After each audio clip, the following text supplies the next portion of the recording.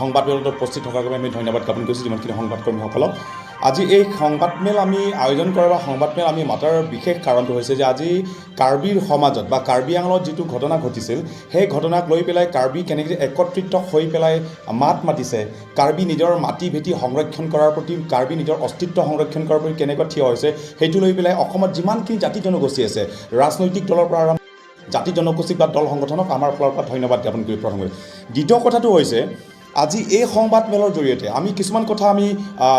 প্ৰকাশ কৰিব বিচাৰিছোঁ যে এতিয়া অসমত অসমৰ নিজৰ অস্তিত্বখিনি হেৰাই গৈছে, অসমৰ নিজৰ ভাষা সংস্কৃতি নিজৰ মাটি ভেটি গোটেইখিনি হেৰাই গৈছে। ঠিক তেনেদৰে এতিয়া অসমত এতিয়া চাব আমি যদি আমি এনালাইজ কৰিবা, যদি আমি অনুমান কৰোঁ অসমীয়া আছামিজ স্পিকিং মাত্ৰ এতিয়া 36% হৈছে অসমত। অসমীয়াৰ অস্তিত্বখিনিতে হেৰাই গৈছে। অসমীয়াৰ অস্তিত্ব নথকাৰ সময়ত ঠিক তেনেদৰে আমি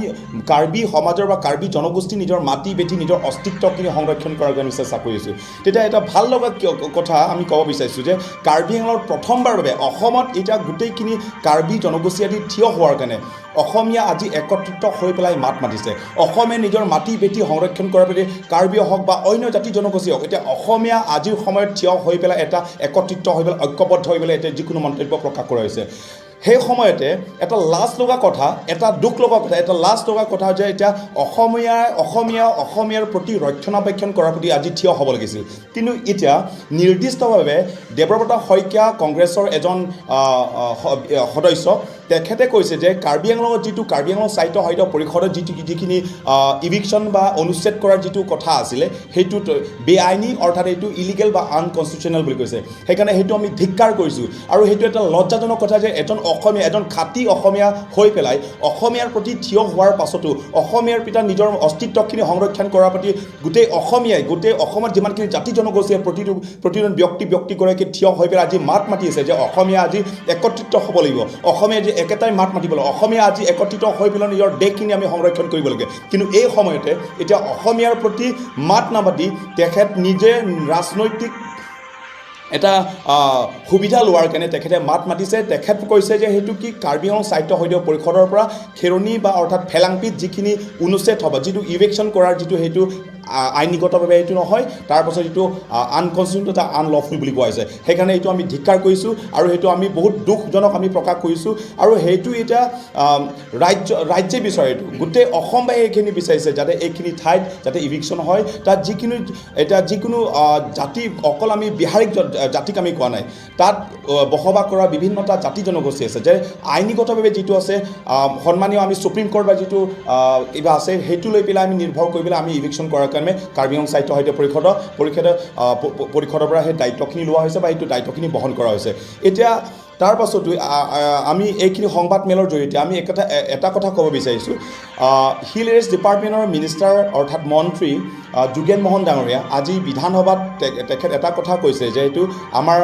প্ৰতি যিখিনি মন্তব্য তেখেত প্ৰকাশ কৰিছে যে কাৰ্বি আংলঙত বা কাৰ্বি আংলঙত যিখিনি ঘটনা ঘটিছে সেই ঘটনা লৈ পেলাই যিটো ইভিকশ্যন কৰা বা অনুচ্ছেদ কৰাৰ যিখিনি কথা সেইটো লৈ পেলাই তেখেত মাত মাতিছে। সেইটো লৈ পেলাই তেখেতক আমি ধন্যবাদ জ্ঞাপন কৰিছোঁ কাৰ্বি আংলঙৰ বাসিন্দা ফালৰ পৰা বা কাৰ্বি আংলঙৰ ফালৰ পৰা। সেই যাতে আগন্তুক দিনত তেনেকুৱা সদায় আমাৰ সমৰ্থন থাকে। তাৰপিছত কাৰ্বি আংলঙত যিমানখিনি জাতি জনগোষ্ঠী আছে তেখেতসকলকো আমি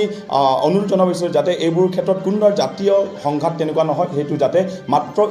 পিজিআৰ এলেকাত থকা মাত্ৰ সেই ইভিকশ্যন অৰ্থাৎ আমি অনুচ্ছেদ সেইটো আমি বিচাৰিছোঁ। সেইকাৰণে আমি ধিক্কাৰ কৰিছোঁ। আৰু এটা লজ্জাজনক কথা, দেৱব্ৰত শইকীয়া নিচিনা এজন খাঁটি অসমীয়া আজি থিয় হোৱাৰ সময়ত তেখেতে তেনেকুৱা কথা মন্তব্যখিনি প্ৰকাশ কৰা সেইটো হ'লে আমি বহুত দুখজনক আমি প্ৰকাশ কৰিছোঁ আপোনালোকৰ মাধ্যমৰ জৰিয়তে।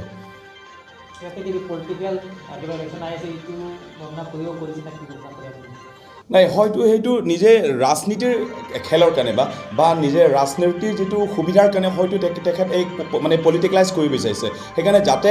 আজি এইখিনি ক্ষেত্ৰত আজি গোটেই অসমীয়া আজি থিয় হৈছে, তাত বিভিন্ন ধৰণৰ তাত জাতি জনগোষ্ঠী আছে, তাত বিভিন্ন ধৰণৰ ৰাজনৈতিক দল আছে, সামাজিক দল আছে, ছাত্ৰ সংগঠন আছে, কিন্তু আজিলৈকে সেইবোৰ পলিটিকেলাইজ কৰাৰ সেইটো চেষ্টা কৰে। অসমীয়া হিচাপে আজি থিয় হৈছে, যাতে আজি এইখিনি অসমীয়া হিচাপে থিয় হোৱাত এইখিনি সময়ত যাতে কোনো এজন ব্যক্তিয়ে বা কোনো এটা ৰাজনৈতিক দলে যাতে সেইটো পলিটিকেলাইজ নকৰে বা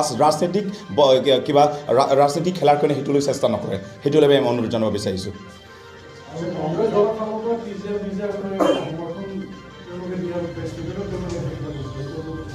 হয় আৰু এটা কথা জনাব বিচাৰিছোঁ আপোনালোকৰ মাধ্যমত হয় কাৰ্বি আংলঙৰ ডিষ্ট্ৰিক্ট কমিটি যিটো কংগ্ৰেছ ফালৰ পৰা তেওঁলোকে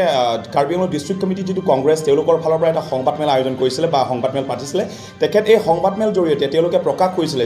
যে কাৰ্বি আংলঙত যিটো পিজিআৰ এলেকাত যিটো ইভিকশ্যন কৰাৰ প্ৰতি বা অৰ্থাৎ কাৰ্বি আংলঙত যিটো ঘটনা ঘটিছে সেই ঘটনা লৈ পেলাই যেনেকৈ কাৰ্বি আংলঙত বা যেনেকুৱা জুই জ্বলিছে বা যিটো থিয় হৈছে সেইটো লৈ পেলাই কাৰ্বিসকলৰ দাবীক লৈ পেলাই কাৰ্বি আংলং ডিষ্ট্ৰিক্ট কংগ্ৰেছ তেওঁলোকে কাৰ্বিসকলৰ সমৰ্থনত আছে তাৰপাছত আগন্তুক কাৰ্বিসকলৰ সমৰ্থনত থাকিব তেনেকুৱা বুলি তেওঁলোকক প্ৰকাশ কৰিছে সেইকাৰণে কাৰ্বি আংলঙত থকা বা কাৰ্বি আংলং ডিষ্ট্ৰিক্ট কমিটিৰ যিটো কংগ্ৰেছৰ যিমানখিনি সদস্য আছে বা কংগ্ৰেছ কৰ্মীসকল আছে তেওঁলোকক আমি কোনো ধৰণৰ তেনেকুৱা ক'ব নিবিচাৰোঁ বা তেওঁলোকে আমাৰ সমৰ্থন আছে কিন্তু নিৰ্দিষ্টভাৱে যিটো দেৱব্ৰত শইকীয়া তেখেতক আমি ধিক্কাৰ কৰিব বিচাৰিছোঁ যাতে কোনো ধৰণৰ তেনেকুৱা অপপ্ৰচাৰ নকৰে তাৰপাছত আমি যিটো কৰি আছোঁ সেইটো আমি আইনীগতভাৱে আমি কৰিবলৈ গৈ আছোঁ দেৱব্ৰত শইকীয়াই যিখিনি মন্তব্য কৰিলে কেতিয়া কৰিলে আৰু ক'ত কৰিলে আৰু তেখেতৰ বিৰুদ্ধে আপোনালোকে কিবা ব্যৱস্থা ল'ব লাগে আইনী ব্যৱস্থা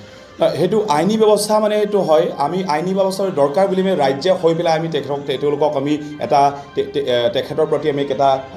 আন্দোলন বুলি আমি নকওঁ হ'লেও তেখেতৰ এগেইনষ্টত আমি কিবা এটা ষ্টেপ ল'ব লাগিব বা যিকোনো আমি পৰ্যায়লৈকে আমি যাব পাৰোঁ সেইটো আজি ৰাজ্যে উঠি আছে বা ৰাজ্যে যিটো বিচাৰে সেইটো আমাৰ কথা নহয় আজি যিখিনি কথা এই সংবাদমেল জৰিয়তে পঠাইছে আপোনালোকৰ জৰিয়তে যিটো প্ৰকাশ কৰি আছোঁ সেইটো আমাৰ কথা নহয় এইটো ৰাজ্যৰ অভিমত সেইটো ৰাজ্যে যি বিচাৰিছে সেইটো ৰাজ্যৰ অভিমত লৈ পেলাই আপোনালোকৰ লগত বহি পেলাই আমি প্ৰকাশ কৰিছোঁ যে দেৱব্ৰত শইকীয়াই যোৱাকালি অৰ্থাৎ আজি বিধানসভাত এইখিনি মন্তব্য প্ৰকাশ কৰাৰ লগে লগে গোটেই কাৰ্বি আংলংবাসীয়ে এইখিনি কথা লৈ পেলাই বহু দুখজনক প্ৰকাশ কৰিছে আৰু সেইটো কথা লৈ পেলাই আজি সংবাদমেলৰ জৰিয়তে আপোনালোকৰ জৰিয়তে কাৰ্বি আংলঙৰ বাসিন্দা হিচাপে আমি এইখিনি কথা প্ৰকাশ কৰিছোঁ যদি আৰু আগন্তুক দিনত দেৱব্ৰত শইকীয়া যিখিনি কথা তেখেত প্ৰকাশ কৰিছে বা যিখিনি অভিমত তেখেত প্ৰকাশ কৰিছে নিৰ্দিষ্টভাৱে সেইটো লৈ পেলাই আগন্তুক দিনত যদি তেনেকুৱা যদি কথা হয় হয়তো কাৰ্বি আংলঙৰ বাসিন্দা থিয় হৈ পেলাই হয়তো তেখেতৰ বিৰুদ্ধে আমি মাত মাতিব লাগিব